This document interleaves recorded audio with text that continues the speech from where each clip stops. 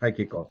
Hey, good afternoon. A hug here. We're already starting to feel the heat, typical of this time of year in these places. That's true. Let's get started.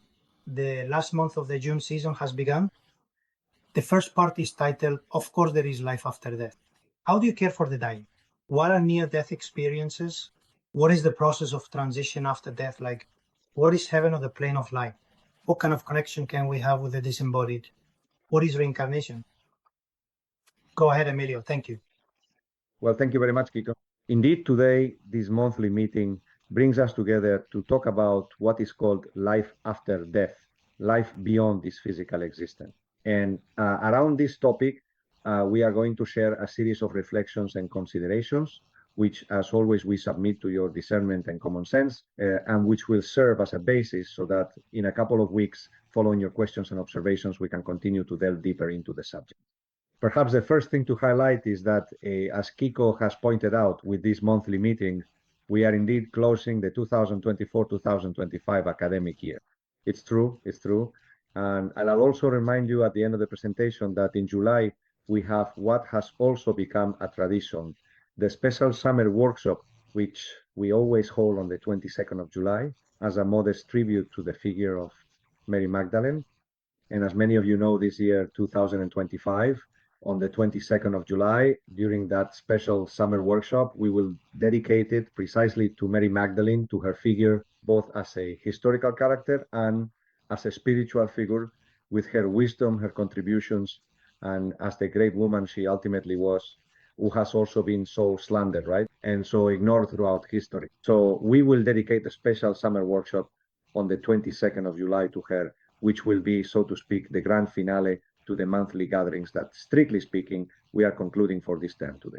Today, and in a couple of weeks, with the answers to your questions and comments, to address the topic we're going to discuss today, the life beyond physical life, the life beyond what we call death, I will mainly rely on two texts that I have written in recent years. Specifically, my first approach to this subject in book form was in 2015, published by editorial Sirio.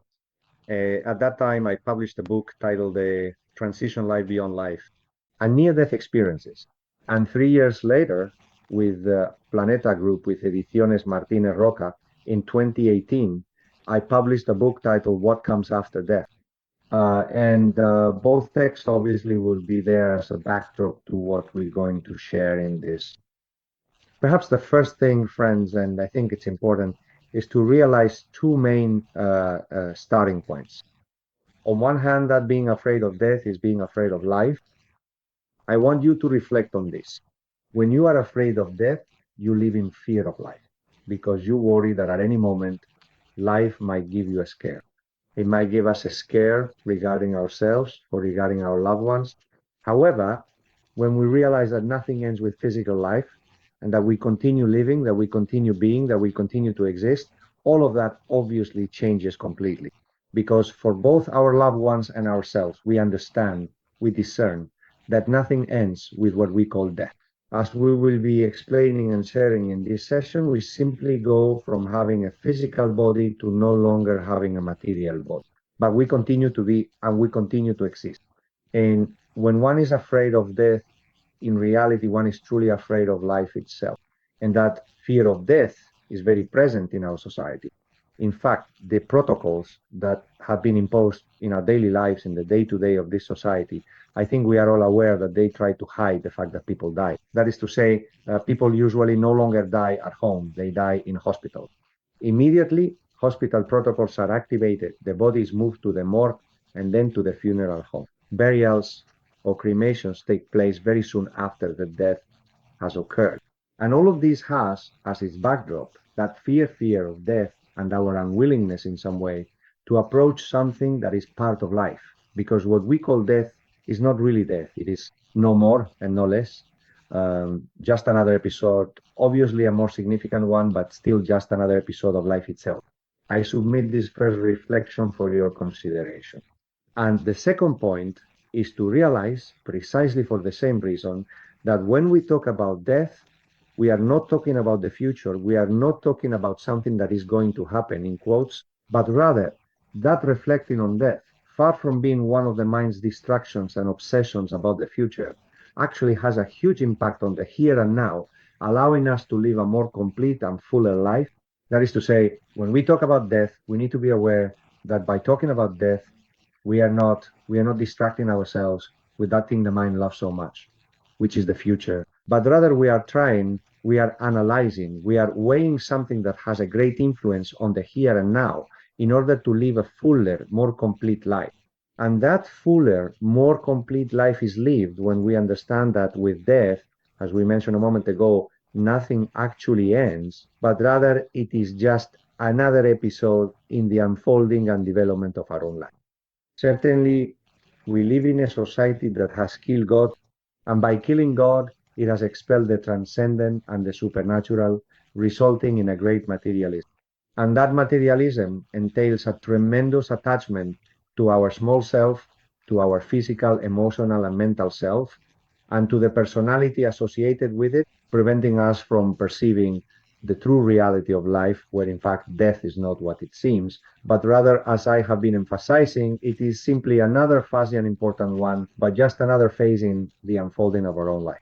But the society that kills God, on the contrary, fills us with a certain stench. It contaminates us with a perception where everything ends when what we call death occurs. That is why there is so much fear of it and why it ends up being hidden away, because it is something that society does not want to face. Here we will do just the opposite.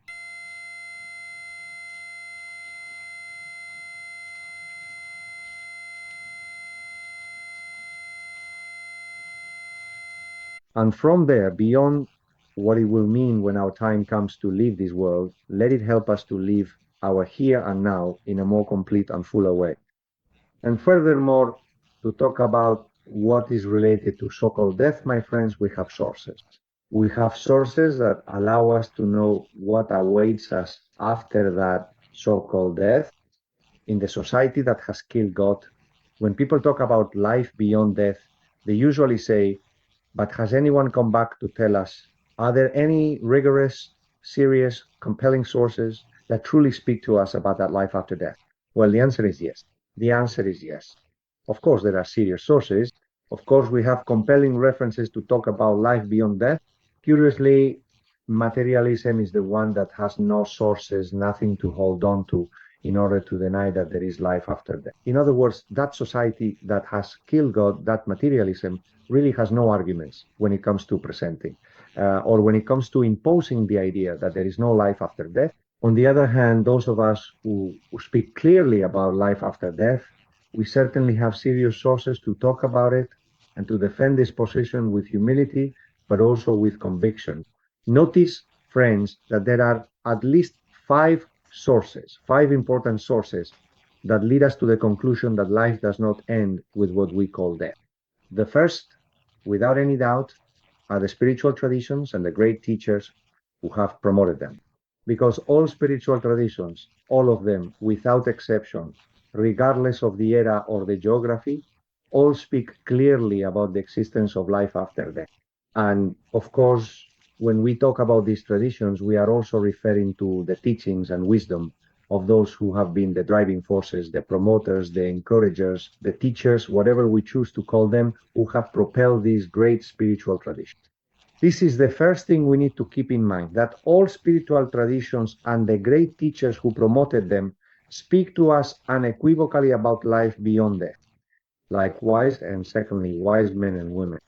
Here we are no longer talking about spiritual teachers, but rather about people who have stood out for their wisdom, wise men and women who have not only led, so to speak, remarkable everyday lives, but have also excelled fundamentally in fields such as science, philosophy, and also the art.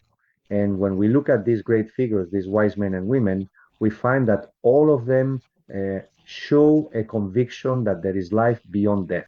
It doesn't matter to me whether we go back to that great scientist and mathematician who was also a person of deep spirituality, such as, for example, Pythagoras. Or it makes no difference if we jump forward in time to Leonardo da Vinci, for instance, or if we take another leap to the past century, the 20th century, and talk about Albert Einstein, just to give another example. All of them, all these people, all these wise men and women, I could give many more examples, those who are mentioned in our books as the great references of wisdom in the fields of science, philosophy, art, and so on. All of them, every single one, have advocated for the existence of life after death. And at this point, friends, we should ask ourselves, are they all mistaken? Are all the spiritual traditions throughout human history mistaken? Are all the great teachers of those spiritual traditions wrong? Are all these wise men and women I am referring to mistaken? Are they all in error? Because we do listen to these wise men and women when it comes to fields like science or philosophy. And yet, when it comes to this particular matter, it seems we disregard their perspective. It seems we dismiss their contributions. It's quite a contradiction. So we already have two sources, the wise men and women, which is the second one we just discussed, and the first referring to the spiritual traditions and their teachers. But there's more. There's more because throughout human history, it's not just that. Through sources like the ones I've just shared, it has been shown that there is life beyond what we call death. Not only that, we also have texts, we have documents where that accumulated wisdom gives us many details. It's not just that there's some kind of announcement that there's something after death. No, it's that in those texts, in those documents, they go into great detail about life beyond death. Notice that we find this in the hieroglyphs of the pyramids of ancient Egypt. In fact, there is a publication called the Egyptian Book of the Dead, which is now readily available. We even have it on social media. And in that Egyptian Book of the Dead, all the information that this marvelous culture had about life after death is transcribed. To jump forward in time, we also have the so-called Tibetan Book of the Dead, whose real title is the Book of the Bardo or Intermediate State, which dates back to around the 8th century. Notice the title, Book of the Bardo or Intermediate State. We'll see what this Bardo is, we'll see what the intermediate state is, and we'll see that this Bardo or intermediate state refers to the transition, the passage. And we have a book of great wisdom from the 8th century that speaks clearly to us about this transition. And we also have to keep in mind that other texts, other books have appeared over time where partly spiritual traditions and partly these wise men and women also give us clues, also provide us with information about what life is beyond that. Plato does this, for example, later on. In just a moment, we'll refer to this. And throughout this monthly meeting, we'll mention Plato's work again. He does so, for instance, in the Republic. I repeat, we'll look at this in just a moment. Likewise, along with all the sources we just discussed, this is already the fourth there are near-death experiences. That is the multitude of people who, throughout human history and especially in contemporary times, I would say, particularly in contemporary times, say died from a medical standpoint with their vital signs gone. And yet, after a period of time, usually no more than a handful of minutes, at most an hour or two, have come back. But there are also exceptions where the time between death and coming back to life is longer. And those people who have experienced, who have lived through these NDEs, give us very valuable information that is particularly powerful. The strength of this information makes it clear that when we talk about near-death experiences, we are not talking about hallucination. A person who has a hallucination finds that as time goes by, that hallucination becomes blurry. And if after a year that person is asked to recount the hallucination they had, they won't describe it in the same way. There will be major differences between how they described it a year ago and how they describe it now, because hallucinations have this characteristic of gradually fading away in our minds. The exact opposite happens with near-death experiences. People who have had an NDE remember it exactly the same no matter how many years go by.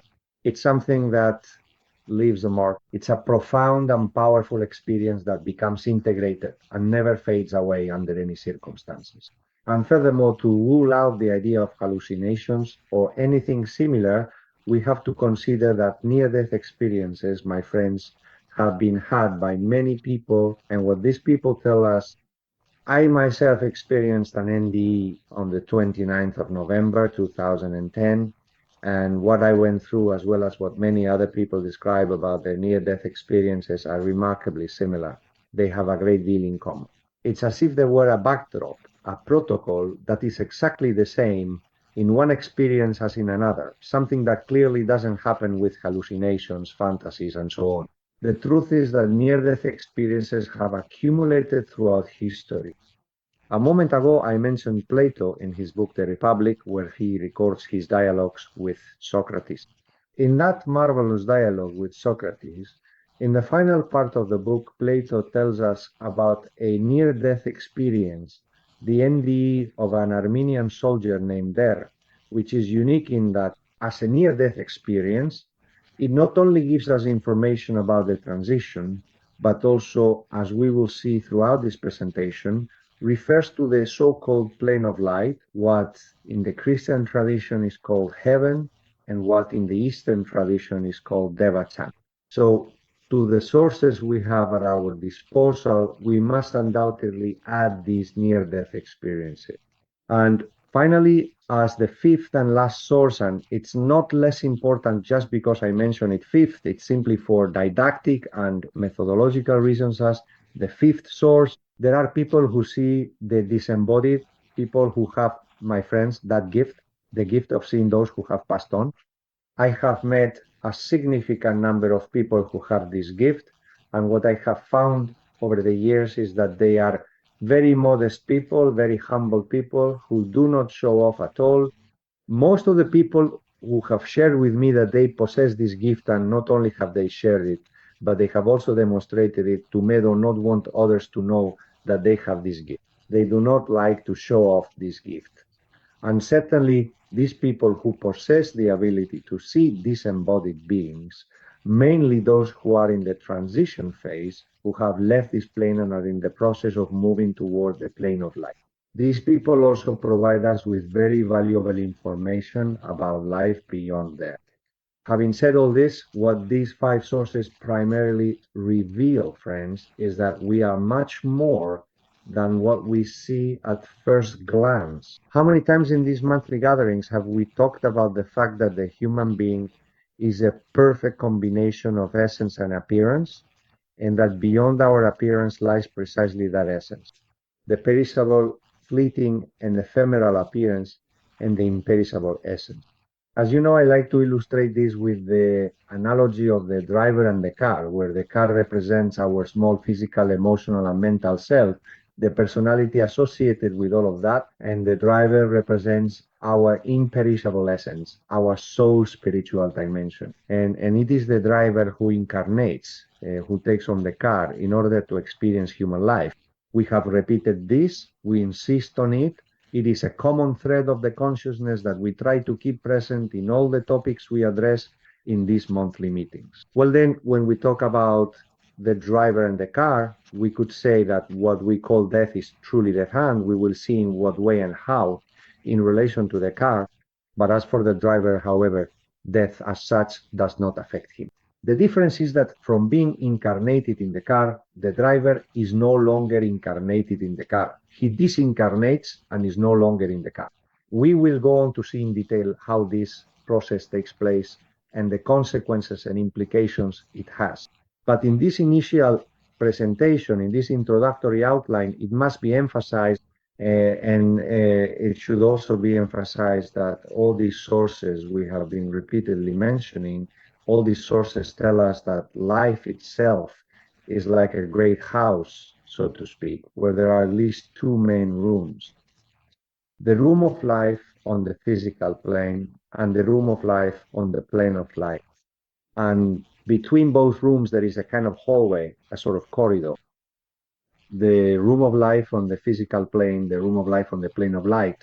And in between, to go from one room to the other, there is a kind of hallway or corridor.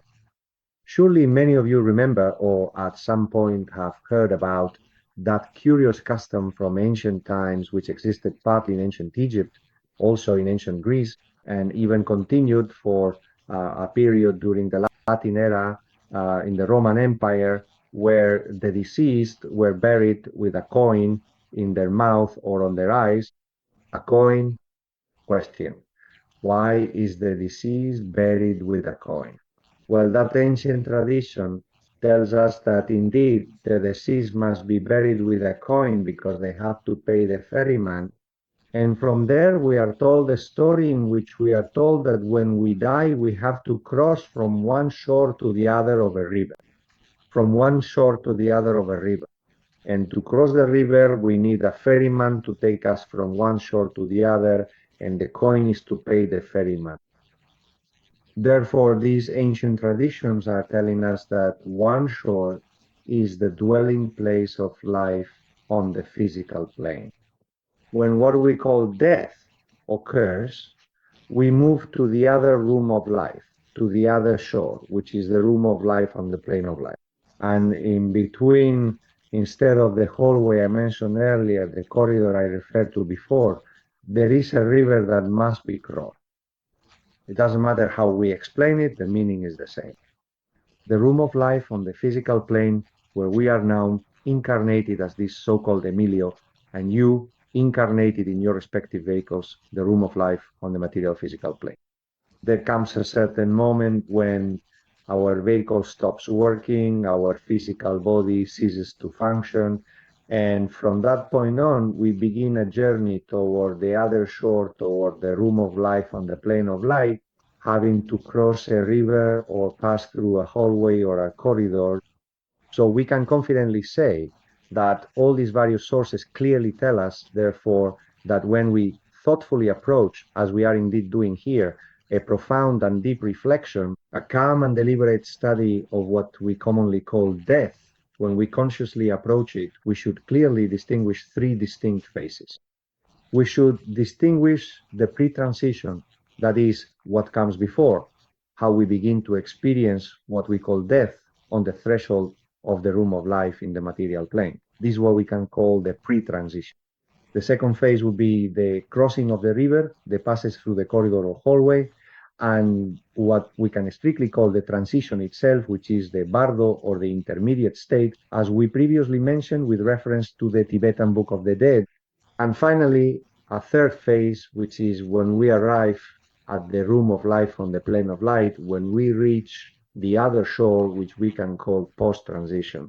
And if you agree, let's follow this outline throughout this monthly meeting.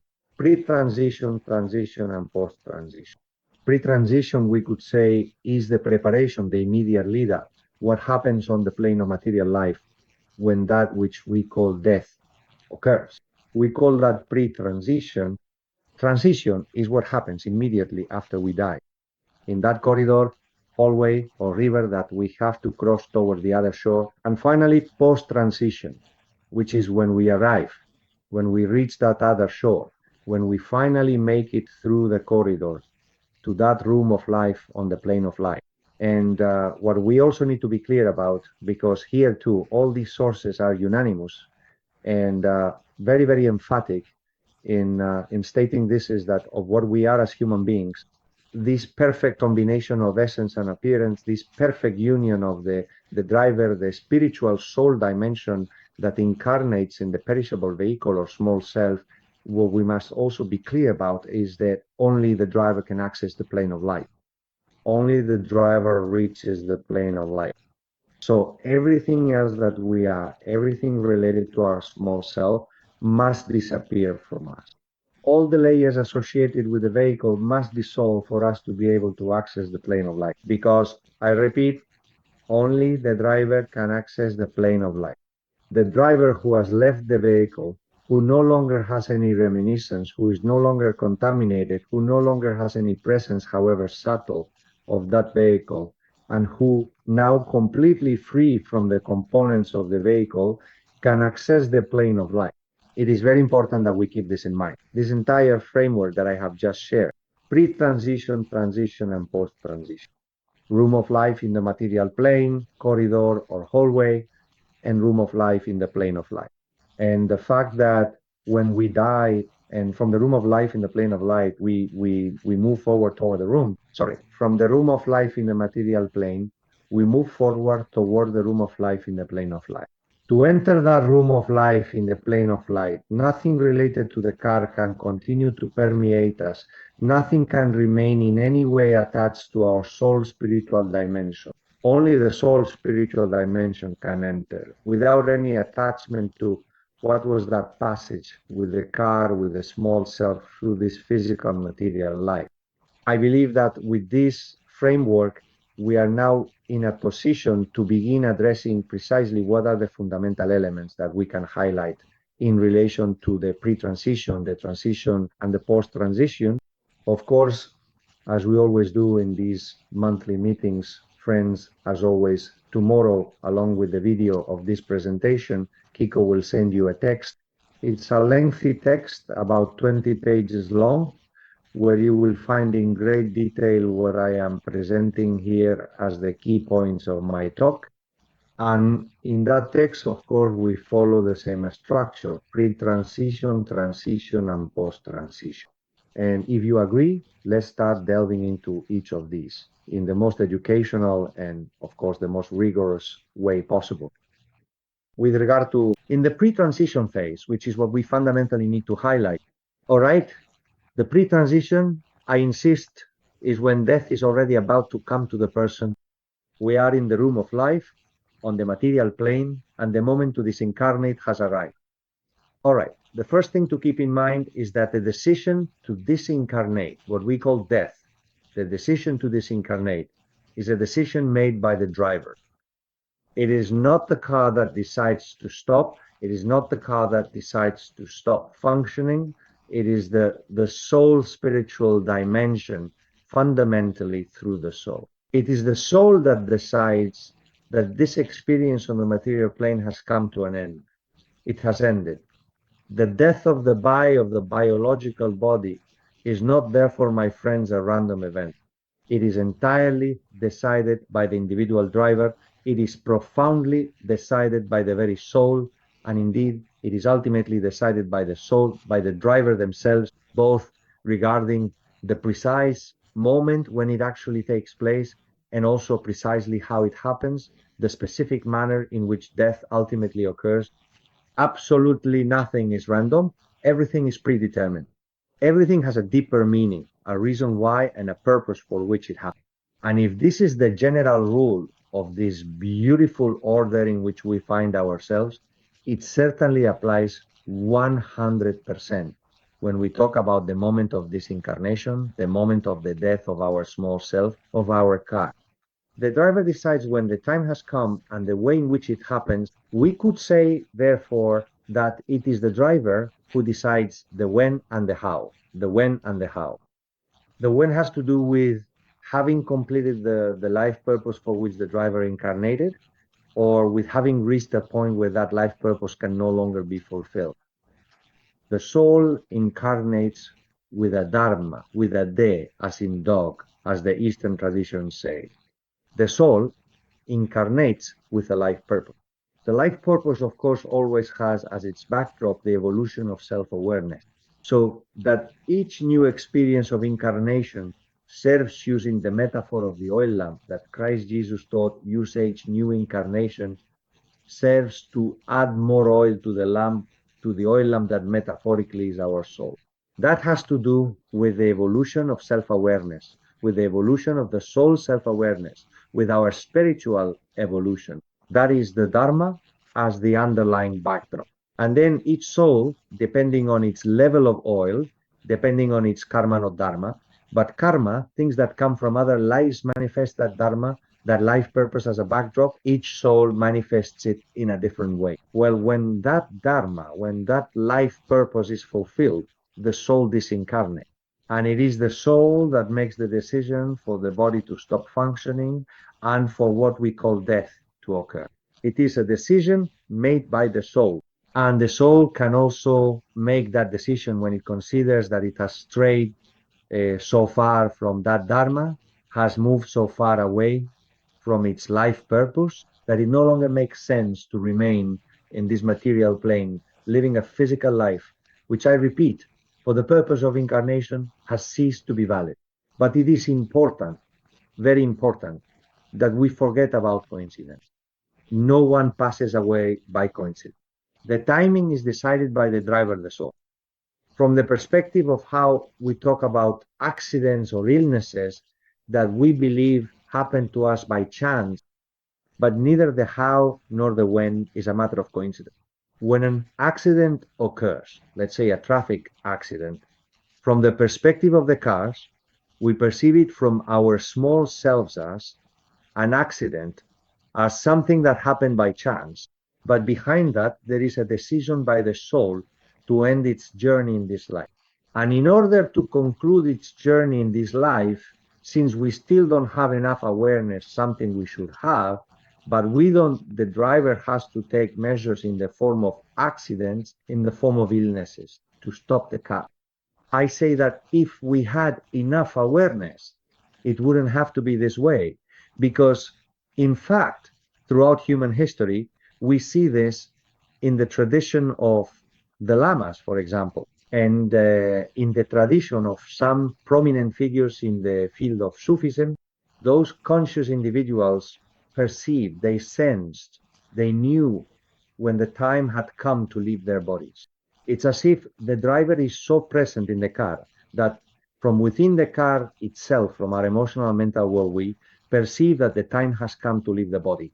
And from that point on, they would consciously pass away, stopping the car at will in full awareness. There's a movie which doesn't have this as its main plot, but as something complementary to the main storyline. It appears in the film titled Little Buddha 2, where there's a Buddhist monk, a lama, and we actually see in the movie that there's a specific moment when he becomes aware that the time has come and is not seen as any kind of tragedy. The soul dimension that incarnated has now reached the moment to disincarnate. In this particular case, it's because he has fully fulfilled his dharma, his life purpose, and we see in the movie how this monk, accompanied by others during this intimate and significant moment, enters a state of meditation that produces an alchemy. It is a technique that, well, calling it a technique actually understates it because it has great spiritual depth and through meditation, the breathing rhythm gradually slows down. As the pauses become longer and the breathing slows even more, the heartbeat also decreases. And there comes a certain moment when the heart stops. And we see in the film how the person who is the monk who is performing this conscious death, his head drops down a little. At that moment, another monk approaches him, takes his pulse, confirms that he has passed away, and the monastery bells ring out in joy, joy, because there is a soul that incarnated and is now disincarnating that has lived a full life, that has developed and fulfilled its dharma, and is now passing on. And this is received not with weeping, not with suffering, but with the joy that consciousness provides and to which consciousness invites. Both the when and the how have a profound meaning. Long illnesses have a profound meaning. I'm sure that in line with your questions, in 2 weeks, we'll have the chance to delve deeper into this topic. I have had direct experiences with cancer patients who had already been in a so-called illness process for a year and a half and whose condition was already irreversible toward what we call death, and who have shared with me the transformation, the mutation that the illness has brought about in them, and how they are now in a position to make the transition in a way that is very different from how they were before the illness appeared. Uh, I won't go into details. We'll leave that for the reflection section in response to your questions and comments. But I do want to share with you this double idea, which is very important. There are no coincidences, not even regarding what we call death, and the when and how are not coincidences, but rather a choice of the soul, my friends. Likewise, we have shared that this Buddhist monk perceives that the moment has arrived. For us, who do not have that level of consciousness, it may be more difficult for us, so to speak. But if we are attentive, if we have a certain level of awareness, we will be able to perceive anticipatory signs, so to speak. It won't be that absolute conviction that this monk has, who knows it perfectly, who is fully aware of it, but certain signs often appear in the life of someone who is about to pass away, certain signals that anticipate that this is going to happen. I have experienced this firsthand in the months leading up to my death on the 29th of November, 2010. I perceived anticipatory signs, and I was a absolutely healthy person, athletic, with no health problems whatsoever, etc., etc. And I sensed that something specifically related to death and to my own death in particular was going to happen. In the end, well, it wasn't a definitive death, but rather a near-death experience. But there are many cases that have been documented of what we can call, friends, anticipatory signs. So from the true driver that we are, signals and perceptions are generated that reach our everyday life, so that from the car and from the mind, we begin to realize that the moment of transition is approaching. A different matter, I repeat, is that often in this stressful, anxiety-filled, and speed-obsessed way of life, we are simply unable to notice these signals that the driver sends out, and still within the realm of pre-transition notice that we are still there. We haven't yet reached the moment of disincarnation. We're talking about the fact that when that moment arrives, neither the when nor the how is a matter of chance. We have mentioned that there are anticipatory signals, and I also think it's important for us to become aware that we don't need to be afraid of the pain of that climactic moment we call death. There are people who tell me, Emilio, I'm not afraid of death. What I fear is the pain. What will that moment be like? The one in which that organic dysfunction occurs that causes my body to die. Well, then, it's very important to keep in mind that what the sources I mentioned earlier teach us is that the driver, and therefore the consciousness associated with the driver, leaves the body before the actual moment of death occurs. We can give an example, which is a violent one, but it's easy to understand. If someone is going to kill me by shooting me in the head, might the driver that I am leaves the car before the shot is fired and before the bullet hits me and causes my death. When a person tragically dies by firing squad, for example, just before the thunderous volley of rifles that will inevitably cause their ultimate death is fired, the very soul of the driver completely leaves the body. When there is a car accident, before the crash that is going to, in quotes, cause death occurs, the car has skidded or whatever, but before that impact, before that very moment we call death, the driver leaves the car. And I repeat, when the driver leaves, the car is left behind. The consciousness that is linked and associated with the driver also leaves the car. So friends, we do not we do not live through that moment that mentally we might imagine and cause ourselves fear. Therefore, regarding this as well, we need to let go of our fear. There are also people, and this is part of the pre-transition, who wonder how to cope with the death of a loved one. Well, regarding how to cope with the death of a loved one, in other words, when a loved one is dying but has not yet passed away, we are in the pre-transition. They have not died yet. What can we do for that person who has not yet died, but we know is going to die, who does not have much time left? Of course, in that situation, we need to be attentive to each individual. That is to say, we can't say there is a single protocol because everyone is different. And there are people who are dying, who are going to die, and with whom you can talk calmly about the fact that they are going to pass away and that they should prepare for their death. Preparation is simply being as calm and peaceful as possible, saying goodbye with affection and gratitude for what this life experience has been. There aren't any big mysteries to what that preparation is. Fundamentally, I insist a lot of gratitude for what we've lived, embracing with our hearts everything we've gained from the many experiences and people we've been able to know and develop relationships with in our lives, and at the same time, in a context of the greatest calm and tranquility, to prepare ourselves properly in harmony with the highest possible vibration. For when our driver leaves the car, there are people who are dying and with whom you can talk.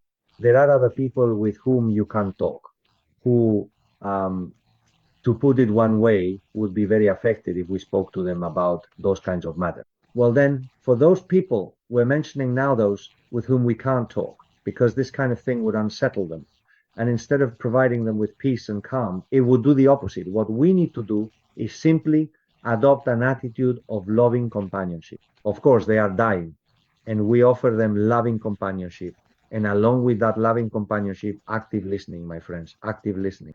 Because it often happens, I've seen it many times, that people with whom you couldn't talk about these things, as the moment approaches, start to say things.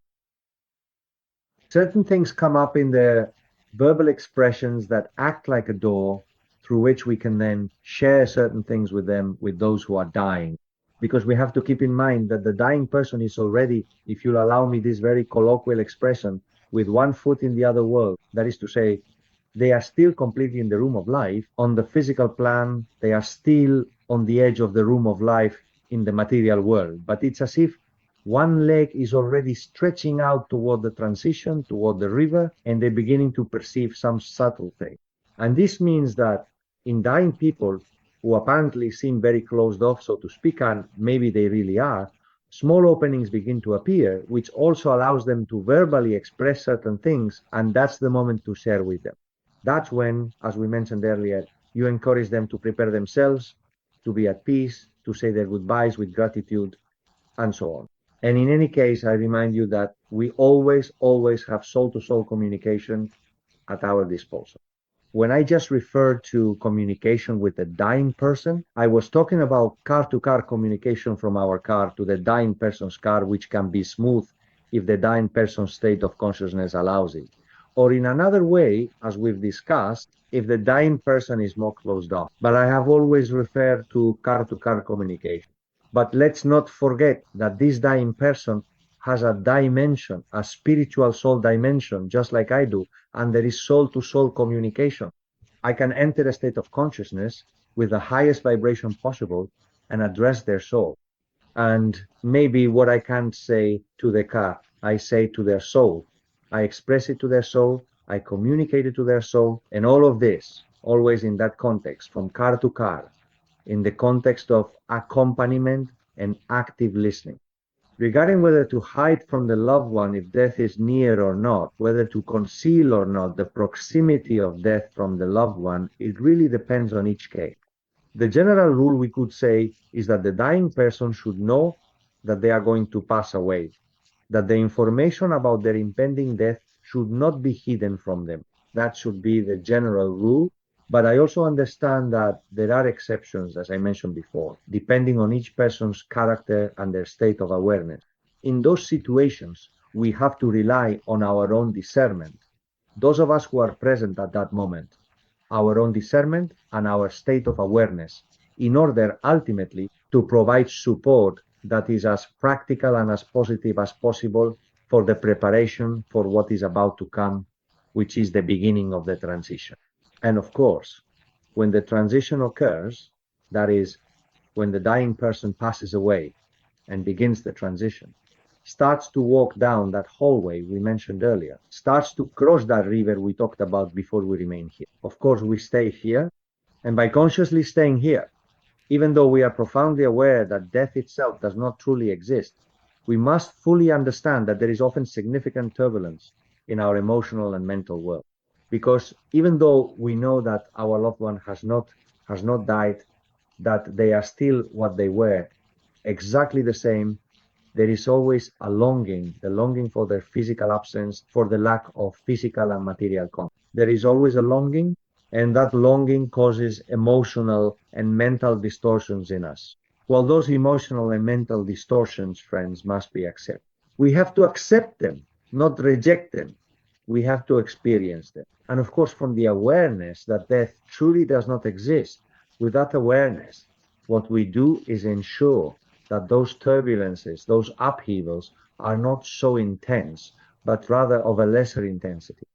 In the text you will receive, along with the video, I have taken the liberty of including a paragraph that is often attributed to Augustine of Hippo upon the death of his brother. It is commonly attributed, no less, to Saint Augustine, I repeat, upon the death of his brother. You will see in the text that this may not actually be the case, that this passage attributed to Augustine of Hippo may not really be by Augustine of Hippo. I won't go into details because the historical reference is included in the text you will receive. But what truly matters is not so much who wrote the text, but rather its content. And I don't want to move on from the transition yet. We're still talking about the transition. And now we're discussing the grief of those of us who remain here when the dying person has already passed away and begun their transition. For those of us who stay behind, pay attention to this text, which, as I mentioned, is attributed to Augustine of Hippo, although that may not actually be the case. But the beauty and depth of this text are remarkable when what this text reveals is integrated. Those stirrings, those turbulences will have a much more moderate impact, a much milder intensity. Of course, without denying that there will always remain a sense of longing that we must accept, make our own, and live with without rejecting it. The text says, "Death is nothing. I have only passed into the next room." This is what, according to tradition, Augustine's brother, who has passed away, conveys to Augustine of Hippo, and the deceased brother says, "Death is nothing. I have only passed into the next room."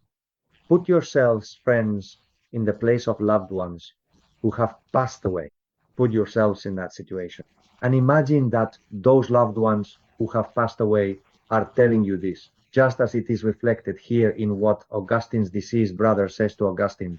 "Death is nothing. I have only passed into the next room. I am just me. You are you." What we are to each other, we continue to be. What we are to each other, we remain. So certainly, friends, the way of being present has changed. The being used to have a physical covering, and now it does not. But what we are, we continue to be. And what we are to each other, we remain so. The text goes on to say, "Give me the name you have always given me. Speak of me as you always have. Do not use a different tone. Do not take on a solemn and sad air. Keep laughing at what used to make us laugh together. Pray, smile, think of me. Let my name be spoken as it always has been, without any kind of emphasis, without a hint of shadow. Life is what it has always been. The thread has not been cut. I repeat this. Life is what it has always been. The thread has not been cut. Life with its two rooms, room of life on the material plane, the room of life on the physical plane, and we move from one to the other. Life is what it has always been. The thread has not been cut. Why would I be out of your mind? Simply because I am out of your sight. I am waiting for you. I am not far away, just on the other side of the road. In the next room, we could say, on the other shore of the river, remembering what we once shared. And the text goes on, you see, everything is fine. Do not weep if you love me, if you knew the gift of God and what heaven is. That dying person is already touching the plane of light and tells us, if you knew the gift of God and what heaven is, if you could hear the song of the angels and see me among them, if you could see with your own eyes the horizons, the eternal fields, and the new paths I am crossing, if for an instant you could behold, as I do, the beauty before which all things, all other beauties, pale. What a beautiful text. I can't help but be moved. And believe me, I've read it many times, but it's just so beautiful.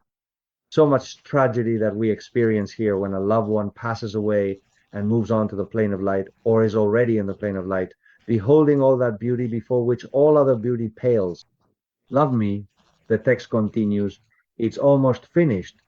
Love me when death comes to break your bonds, just as it has broken those that bound me. And when one day your soul comes to this heaven where mine has gone before you, that day you will see again the one who loved you and always loves you, and you will find his heart in all its purified tenderness. Because indeed, on the plane of light, as we will discuss later, the soul encounter, the soul reunion takes place. You will see me again, the text concludes, but transfigured and happy, no longer waiting for death, but moving forward with you along the new paths of light and life, drinking in ecstasy at the feet of God, a nectar of which no one will ever have enough. The text is of spectacular beauty, and my humble advice, friends, when you find yourselves facing the death of a loved one, is to read it, reread it, repeat it, and put it in the mouth of the one who has passed on, who has already reached that plane of light and is speaking to us using these words, sharing their experience with us through these words. Have no doubt that this will help us to gradually integrate the understanding that death does not exist, as we have been emphasizing, and also to integrate the fact that our loved one continues to exist and that from there is still an interrelation and a more subtle communication. It is no longer physical. It is no longer material ends, the longing I mentioned earlier, but that intimate and profound connection remains, which at a certain moment will culminate in the soul's reunion on the plane of life. And having said all this about the pre-transition, we now have to move on to the transition itself, the transition or intermediate state. Regarding this transition or intermediate state, I think the first thing we need to make clear is that the state of consciousness does not change whether we have a physical body or not. That is to say, right now I have a state of consciousness.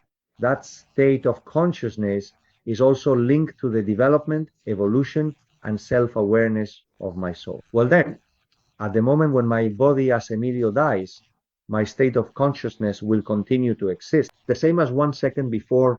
The fact that we leave the car does not change our state of consciousness. This means that although we all have to go from the room of the material plane to the room of the plane of light, the journey down the hallway will be different. We all inevitably have to go through it. We all must cross that significant river. We all have to walk down that long and winding hallway. But the way we do it will depend on each person's state of consciousness, as we will now have the chance to see.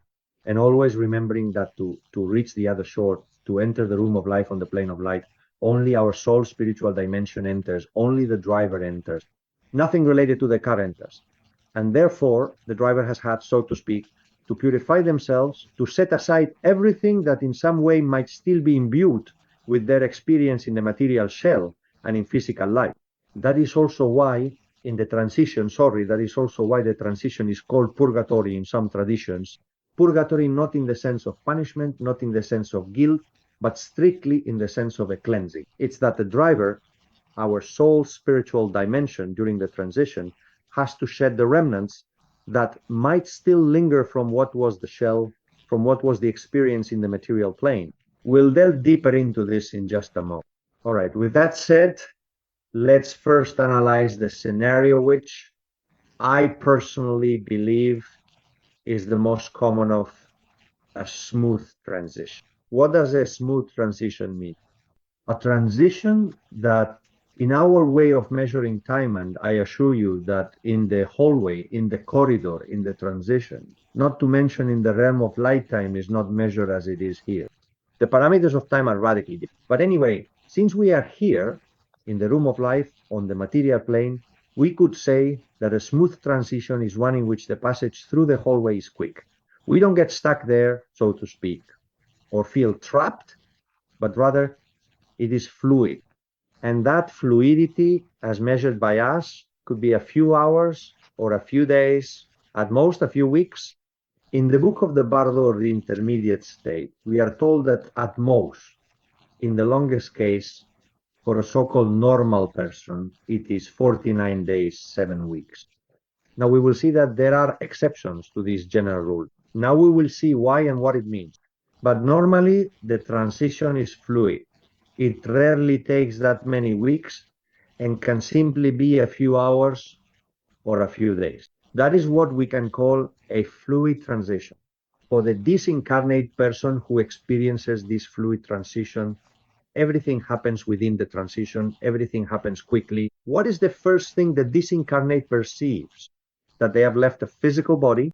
In my case, when I had a near-death experience, I was aware of myself above the physical body that was lying in the ICU bed at the hospital.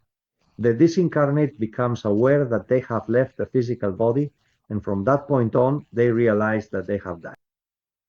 Second, once you become aware that you have left the physical body and that you have died, what happens next? Well, the memory of the life you have left behind, an almost complete recollection of the life you have left behind, and it is instantaneous. This also gives us clues as to how time is, in quotes, relative or can be measured in many different ways. When I had the NDE, at that time, In those moments, I was 52 years old.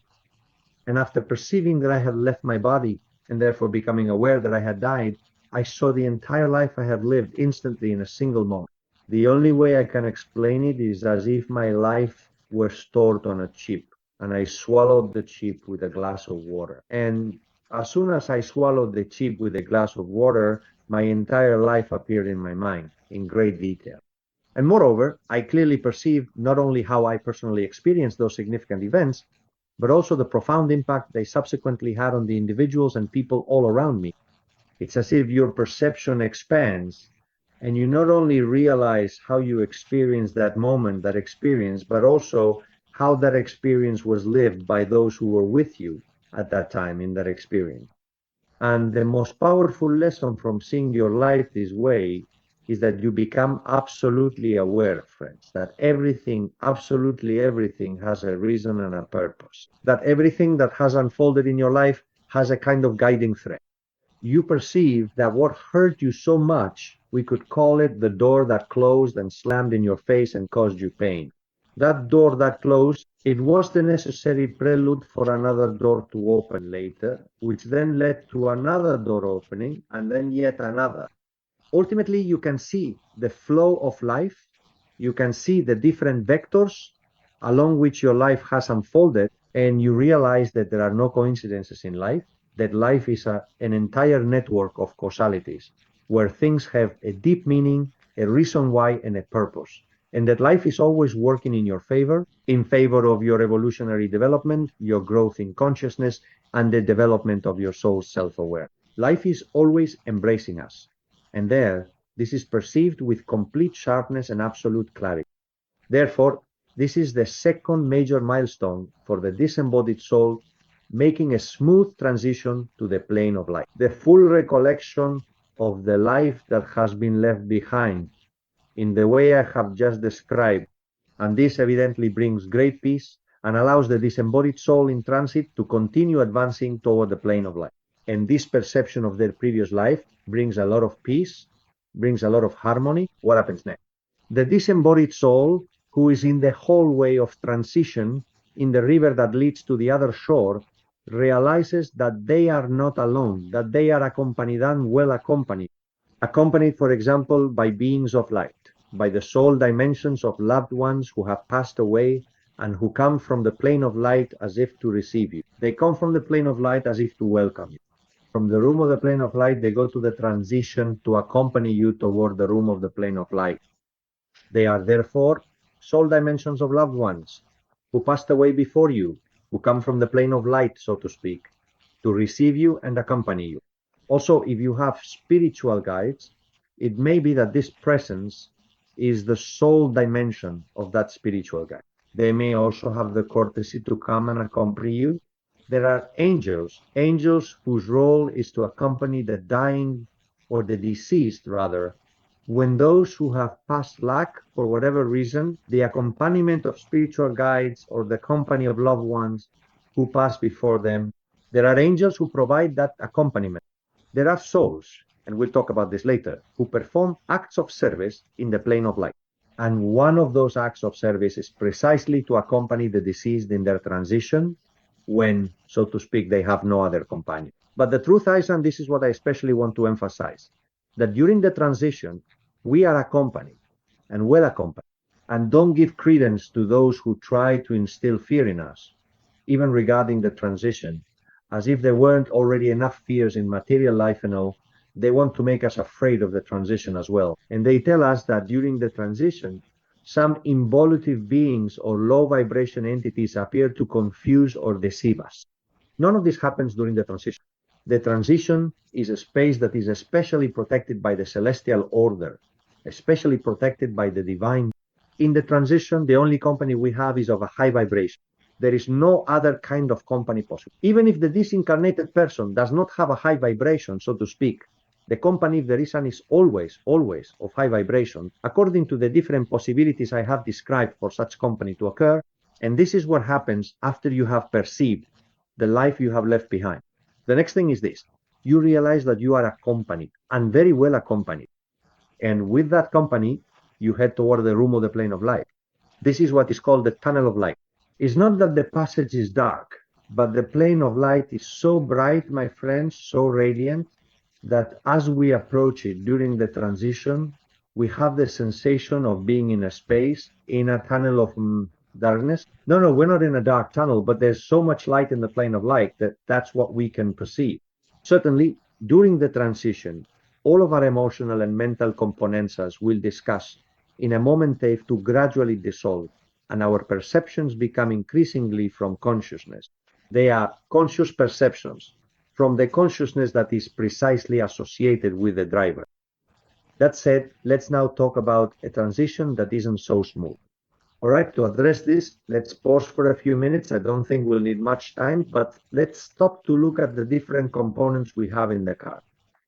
Because we've said that only the driver can access the plane of light. Nothing from the car can access the plane of light. And any remnants, embers, or residues from the car that the driver still carries must be purged, must be purified in order to access the plane of light. So when we talk about the car, what is in the car and what can remain attached to the driver and continue to cling to them during the transition. All right, let's take it step by step. Our physical body as part of the car is like the chassis, right? Like the chassis of the car. So what happens to the physical body when we die? It dies, obviously, and upon dying, it begins to decompose, period. That decomposition can be faster if the body is cremated or slower if the body is buried. But for the purposes that concern us here, it really doesn't matter. When we die, the physical body begins to decompose. It stays here. It remains here in the room of life on the material plane and starts to decompose, period. No, it is not going to remain attached to the driver in any. Our energetic component, something all human beings have. And we've discussed it in many monthly meetings. We have an etheric energetic component. That etheric or energetic component, which to a large extent forms the basis of the physical body, as we've discussed in other monthly meetings, the energetic body, the etheric body, also called the vital body, when physical death occurs, it stays here. It remains on the plane of material life and gradually dissolves. It gradually dissolves. And it dissolves within a period of 24 to 72 hours, 48 to 72 hours. It doesn't take longer than that to dissolve. It doesn't affect the driver at all. When we enter the transition, for the deceased, the energetic, vital, or etheric body remains here, next to the physical body, to the remains of the physical body, whether buried or cremated. The etheric or energetic body stays as close as possible to those remains and gradually dissolves, dissipates, and returns to where it came from, which is Mother Earth, to the etheric body of Mother Earth. But in any case, I won't go into that now. If in the section in 2 days, in 2 weeks on observations and questions, you're interested, we can go into detail. But what matters to us here now is that the etheric or energetic body dissolves between 48 and 72 hours, remains on the plane of the material life's room, and no longer influences the disembodied person who is in the transition phase. So the physical and the energetic do not affect the transition. What happens with our emotional world and our mental world? Because, as we have shared so many times in these gatherings, we have an emotional realm and a mental realm that are our own. They are not part of the physical body. They are interrelated, of course, but at the same time, they are different. Well, then, when we talk about the moment of death and the disembodied person in transition, the emotional world and the mental world also have to dissolve, just as happened with the etheric body. But be careful, be careful. How long does it take for the emotional and mental worlds to dissolve? We could say that for the disembodied person at the start of the transition, the physical and energetic aspects have already been left behind. But what about the emotional and mental aspects? The emotional and mental still accompany them. It's as if they are attached to the disembodied person, as if they are stuck to them, and they are in the process of dissolving, and that dissolution takes place during the transition, that is purgatory. When we spoke earlier about purification, about purging, what is purified, what is purged, are the emotional and mental remnants that may still be attached to the disembodied person. And how long does this dissolution of the emotional and mental last? The answer is very simple. It depends. It depends on the vibrational frequency you have created in your emotional and mental world. It depends on how in your physical life you have shaped your emotional and mental world. If we have led an egoistic, self-centered, materialistic life, our emotional and mental world becomes dense, my friends. It has a heavy vibration. And a dense emotional and mental world takes longer to dissolve. On the other hand, when one has lived a life, let's put it this way, more conscious, not so egoistic, not so self-centered, not so materialistic, the emotional and mental world is subtler, has a higher vibrational frequency, and dissolves more quickly. In the case of a smooth transition, this is what happens. The disembodied person, because of the life they have led in the material world, because of the way they have developed their emotional and mental world, is not overloaded, is not densified, and within a matter of hours or days at most, just a few weeks, measured by our sense of time, those emotional and mental residues dissolve, and the disembodied person is then ready to enter the plane of light. The driver no longer has any reminiscence or presence of anything related to the car in which they were incarnated. But what about those cases of people, of incarnated souls, of people who in physical life have been very selfish, very materialistic, or have even gone through life stepping on others, causing pain, causing suffering? Well, these people have greatly densified their emotional and mental dimension. And during the transition, the dissolution of the emotional and mental aspects is therefore not smooth, but instead takes more time. And specifically, that taking more time could be described as follows. Friends, now we're going to talk about a scenario which I am convinced is the least common, but we have to address it.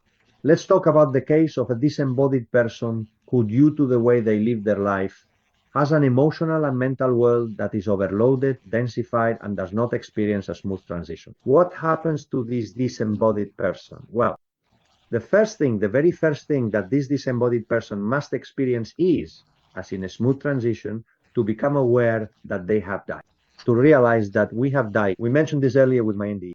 There is the body on the bed, I am above the bed, and I become aware that I have died. But in the case of disembodied souls who still carry a lot of emotional and mental weight, they do not realize that they have died. They do not become aware that they have passed away. And by not becoming aware of their death, they continue wanting to remain in their unconsciousness. They keep moving, they keep wanting to move around the room of life on the material plane. The driver, therefore, is in transition, but the driver is still surrounded by many residues that are no longer physical, no longer energetic, but are emotional and mental. And these emotional and mental residues make up what in esoteric language is called the shell. It is like a shell that needs to dissolve, but is still there in process and has not yet finished dissolving. And from within that shell, the shell has a tendency to keep relating to the plane of material life. And the disincarnate, because of this, may be moving through material life, believing that they are alive when in reality they are dead. To the question of how it is possible that someone who has died does not realize it and continues moving through what used to be their life, through their house, their work continues moving around with the shell. Those of us here cannot see them. Those who have the gift of seeing the disincarnate can, but the rest of us cannot see them. How is it possible that this happened? Fortunately, to answer this question, which might otherwise be very complex to answer, we have an exceptional film at our disposal. The exceptional film is The Sixth Sense, which I strongly recommend you watch or watch again. A film starring Bruce Willis from, if I recall correctly, 1998 or 1999. And at the time, it was the highest grossing film in the history of cinema, the most successful box office film ever. Watch it if you haven't seen it, and watch it again if you already have, because the movie is actually worth seeing even when you know the ending. That's exactly what I'm going to tell those of you who haven't seen it yet. And don't worry, I'm not going to spoil the movie, no, because as I said, it's worth watching even when you know the ending. The movie has a main character, Bruce Willis. Bruce Willis plays a psychologist, a psychiatrist who is providing psychological care to a boy. The boy, if I remember correctly, is about 8 years old and he needs psychological help because he's crazy. He's so crazy, just imagine that he says he sees dead people. This boy says he sees disembodied spirits, that he sees dead people. What nonsense, right? And Bruce Willis, the psychologist and psychiatrist, is treating him, giving him therapy to see if he can get those things and those hallucinations out of the boy's head. And the movie has a long journey. It's a very entertaining film, one that really draws you in. It takes quite a while until little by little we get closer to the end. So, what's the ending? First, the boy isn't crazy. The boy has that gift. We once shared the gift of seeing the disembodied. It also becomes clear that it's a difficult gift to manage. That doesn't, I would have liked to have passed on for sure too. The film makes it clear that it's a difficult gift to manage. But certainly by the end of the movie, we perceive, we know, we realize that the boy isn't crazy and that he truly does see the dead, he sees the disembodied.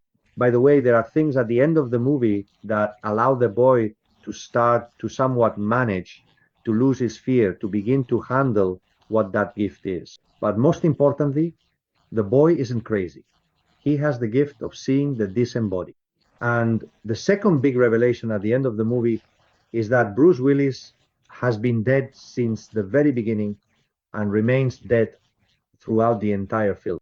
He's a disembodied spirit.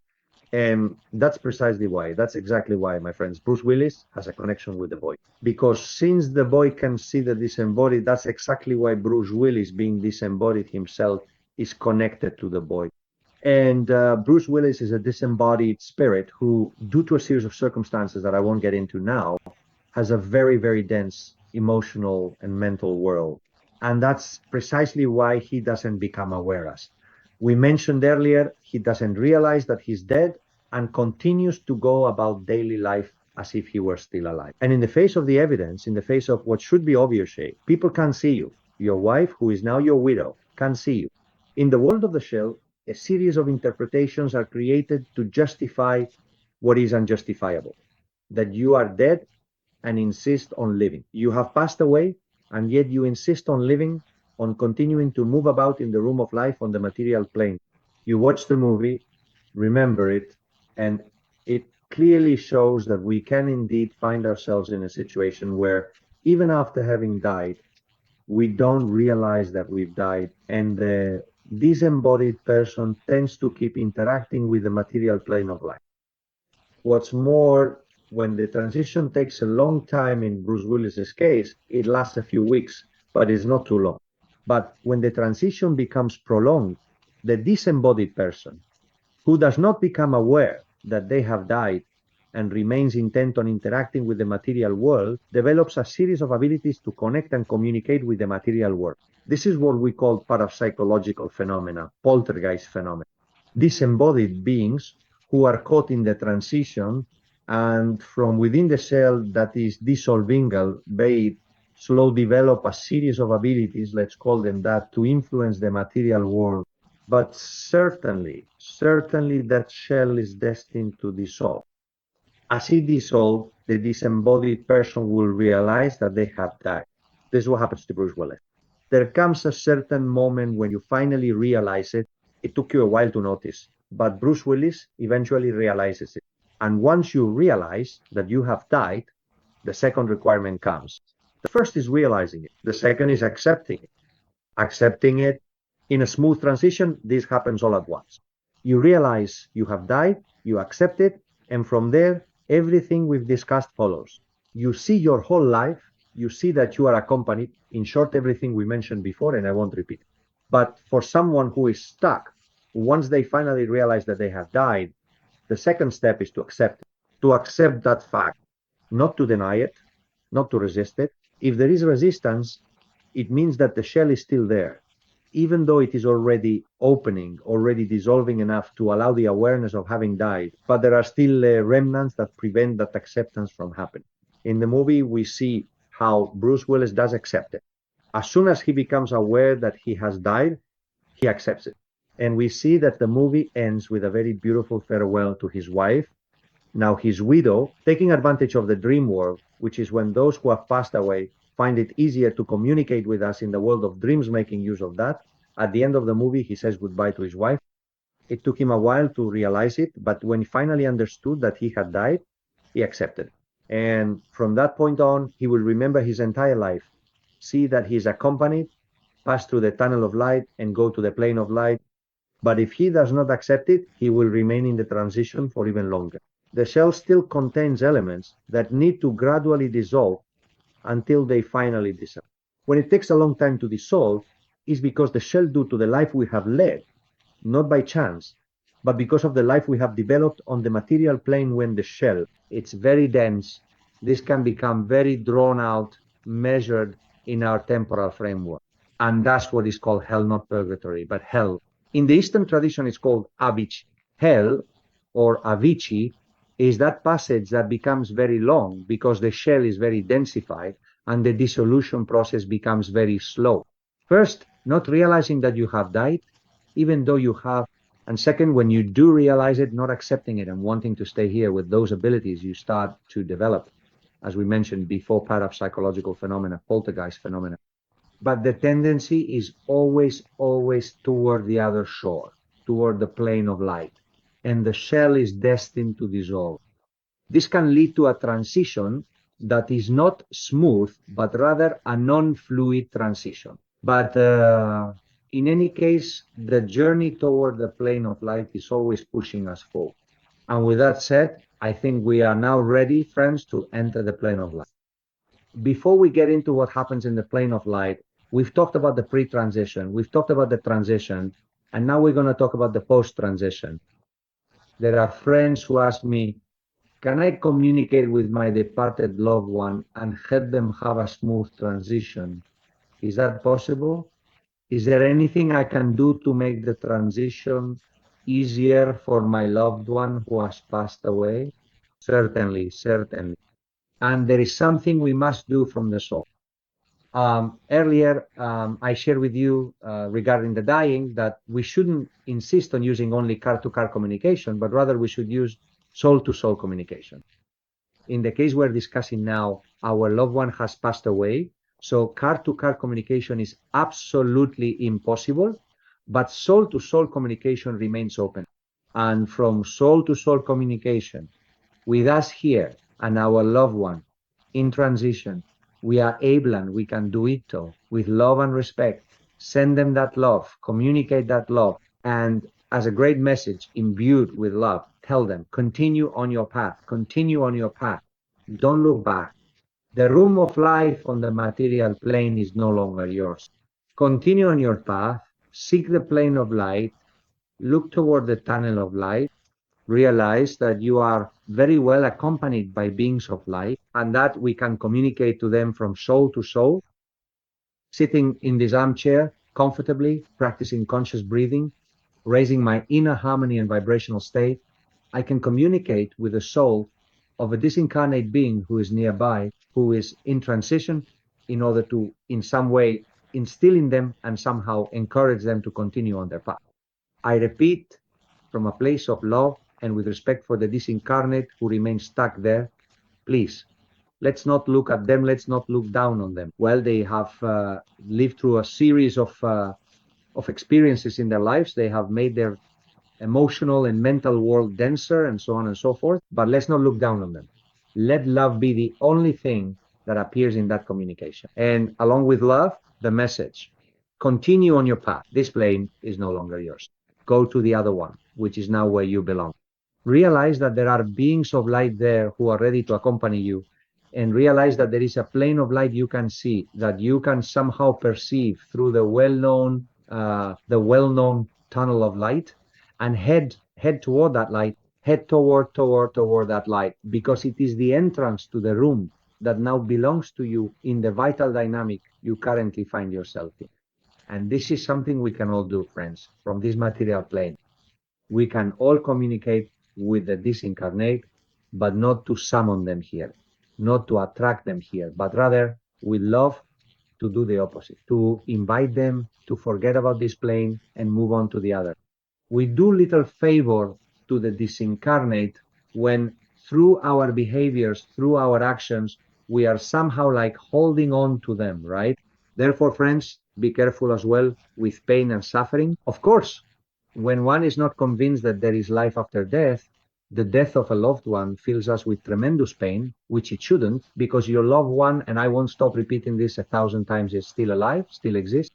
But in our unconsciousness, it fills us with a lot of pain and a lot of suffering. With that pain and suffering, we are not doing the disincarnate any favors. Because if the disincarnate is still in that shell phase we've been talking about, what they're seeing here, imagine they've already realized they've died, but they haven't accepted. And when they still haven't accepted that they've died, what they are seeing here, because they're still moving around on this planet, is so much pain and suffering in those who are or have been their loved ones. That doesn't make their path any easier. Therefore, let consciousness fill us. Longing, yes. Emotional and mental upheavals do occur. We accept that. But what should prevail above all is that love and that call to our departed loved one to continue on their path. That obviously we love them very much, that we care deeply for them, but this world is no longer theirs. And from the plane of light, we will remain connected very subtly, but we will remain connected. And that when I pass away, I will go to that plane of light and the reunion will take place. And now, as we move into the final part of this gathering, let's talk about the plane of light. The plane of light, in Christian terminology, is called heaven.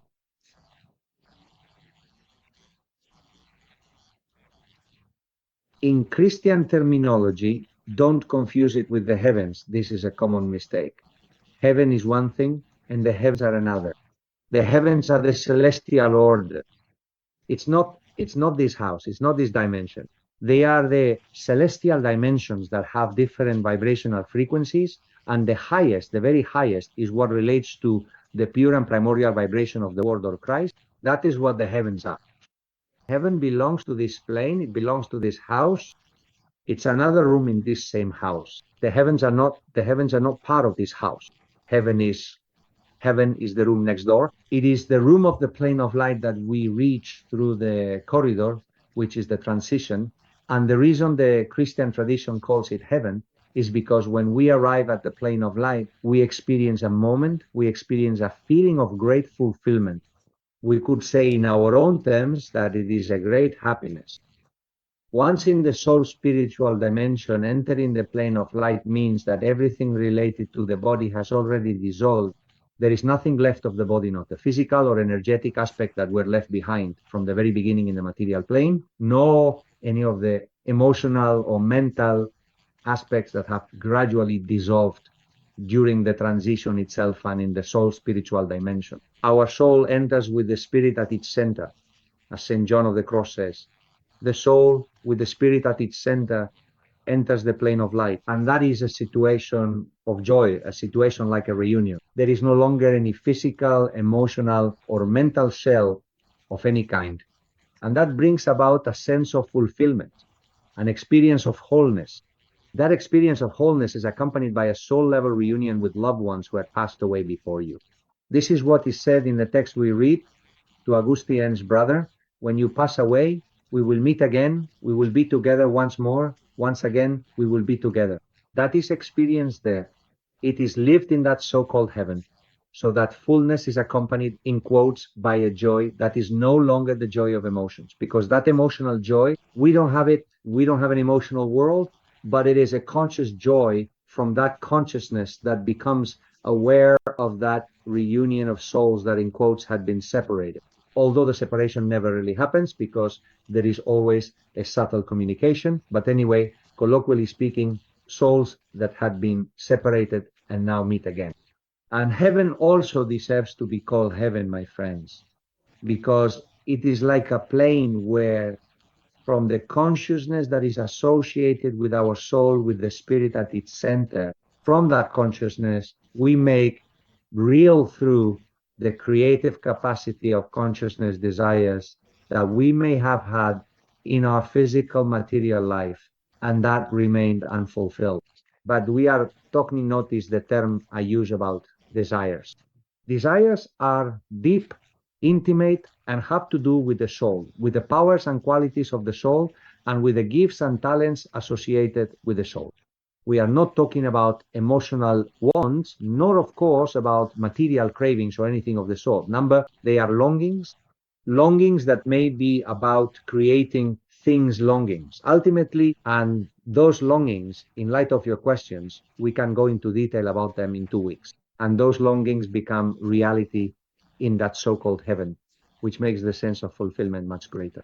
If you have had a gift or a talent and you have expressed it with a longing to create something, and for whatever reason, because of life circumstances, because of experiences that has remained unfulfilled, whatever has remained unfulfilled as a soul longing, as something deep and intimate, often, I repeat, related to your gifts and talents, there it becomes reality.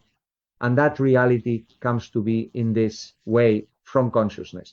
And it is lived and experienced from consciousness, and it increases, it enhances that sense of fulfillment, peace, and harmony that is also associated with what we mentioned earlier about the soul's reunion. And that soul, united with the spirit at its center, which no longer has anything surrounding it and feels free, to put it in colloquial terms. This is what motivates the Christian tradition to call the plane of light heaven. But be careful, be careful. We know from all the sources we've shared that the plane of light is broader. That is, it's as if heaven were the first phase of the plane of light. All souls experience that heaven, the first phase of the plane of light. But there comes a certain moment when souls within the plane of light, within the room of life, the plane of light, do other things. It's as if, after having experienced heaven, there comes a time when the soul's aspiration is to continue on its path. Heaven has been an extraordinary experience, but it has already been lived enough. It is often said in these traditions, in these sources, friends, that the more evolved souls do not spend much time in heaven. Speaking of time, always in terms we understand here, they do not spend much time in heaven. Souls with less oil in their lamp spend more time there. It's as if they needed a longer time in that state of heaven, in quotes. Those who have more oil in their lamp usually spend little time in that so-called heaven. In any case, sooner or later, souls move on to another stage, to another phase of the plane of light that lies beyond heaven. What is that phase? We can call it the phase of service and wisdom, or wisdom and service. What does this phase consist of? The one that comes after heaven, within the plane of light, which we can call wisdom or service. Well, it's called wisdom because in that phase, your soul spiritual dimension, with your consciousness active, is given the answers in consciousness.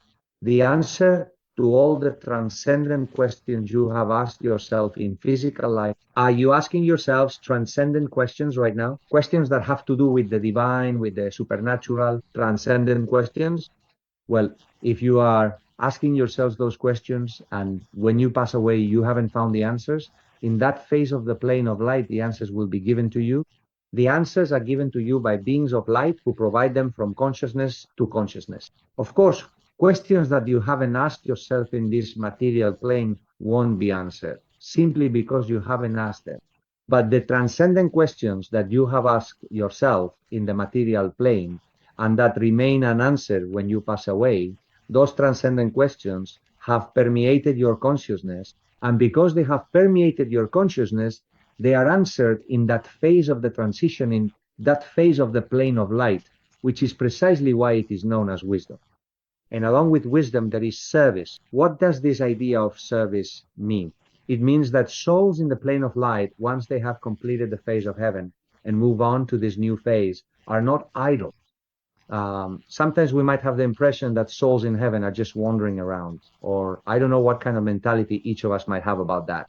But that's not how it is. The soul with the spirit at its center is there. And in that second phase of heaven, it does things.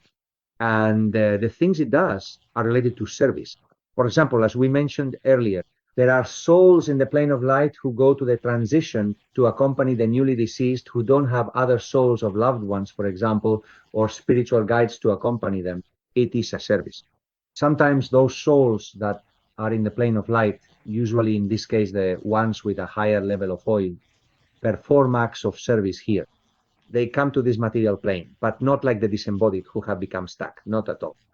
They come to this material plane to carry out some kind of spiritual service, which usually has to do with the very high vibrational frequency, infusing that high and harmonious vibrational frequency into situations in this material plane that are characterized by the opposite, by great turmoil and a lot of disharmony. We can also go into more examples in a couple of weeks, but what's important is that we understand that there comes a certain moment when souls in the plane of light during the heaven phase move on to the phase of wisdom and service. In the wisdom phase, you find answers to the conscious questions you ask yourself during your material life, and that remained or have remained unanswered. And in the service phase, it is about providing service. From the wonder of our qualities and the soul's abilities and faculties, service is provided. And finally, friends, the plane of light has one last phase. Heaven, wisdom, and service, and one final phase. What does the last phase consist of? It is about preparing the soul to reincarnate. In the last phase of the plane of light, what the soul does is prepare itself to reincarnate.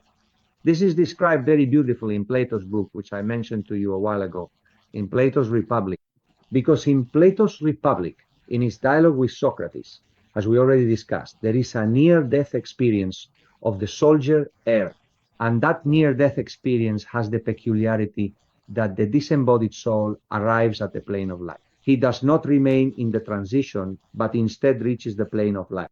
And in the plane of light, he even reaches this final stage. He reaches the stage where souls prepare to reincarnate. It is there that the cases appears, right? The sort of priestess who addresses those souls that are about to reincarnate and calls them how beautiful travelers, traveling souls. What are we here?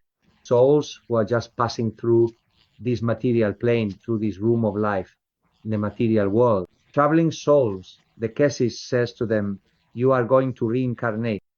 You are going to reincarnate not because anyone has imposed it, but because you have already decided. So souls are not forced to reincarnate. However, it is the souls themselves, through their own evolution, who consciously exercise their free will and make the decision to reincarnate, knowing that they still have a path ahead of them with experiences in the material plane, in order to keep adding oil self-awareness to the oil lamp that is the soul. And with that purpose, with that life goal, souls reincarnate. And the Kessis calls them traveling souls. She tells them what they already know, that they are going to reincarnate by their own choice. And from there, she tells them something incredibly beautiful. And do not forget that upon incarnating, virtue will be within your reach. Virtue will be within your reach. Virtue, in Platonic philosophy, is related to a series of qualities that, when put into practice in daily life, are what add oil they are, what pour oil into the lamp. And Kessis tells the traveling souls, the experiences that allow you to add oil, living those experiences that we can call virtue, will be within your reach. Virtue will be within your reach.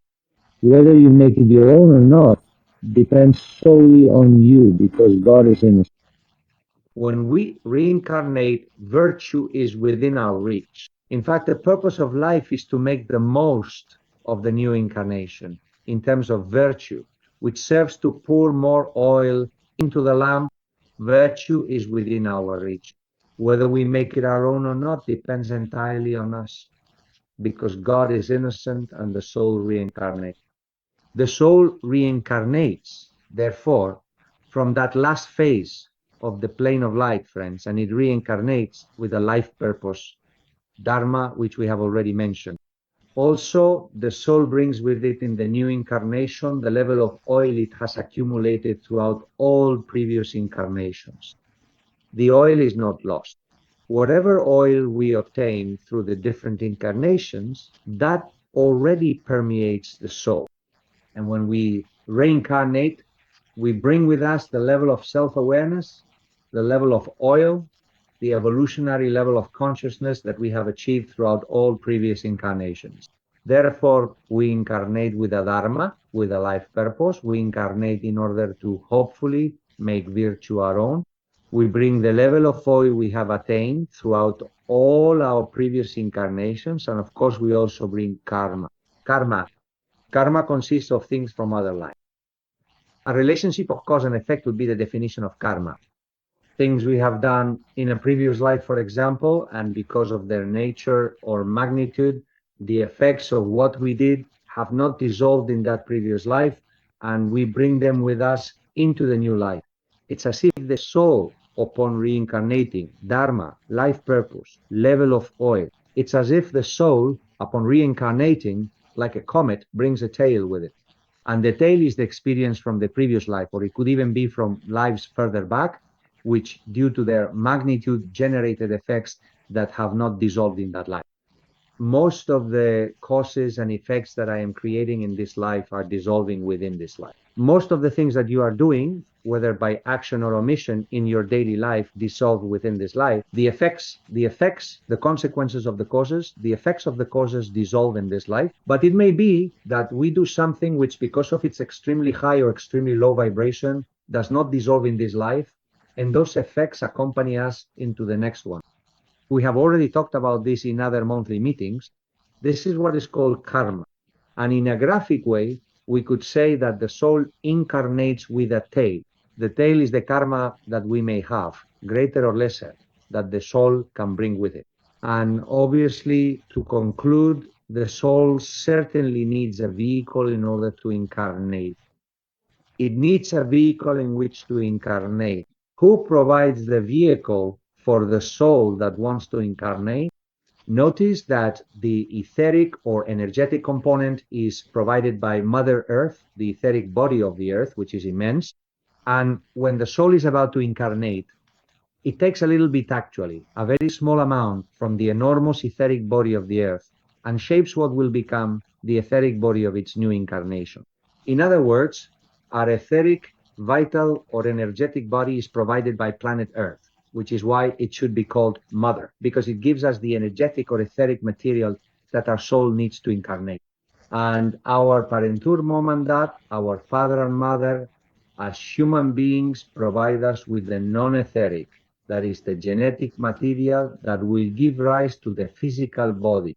Therefore, our mother, our human mother in the womb, provides us during the growth of the fetus with the necessary materials so that after some time we can leave that maternal womb as babies and go on to develop our human life.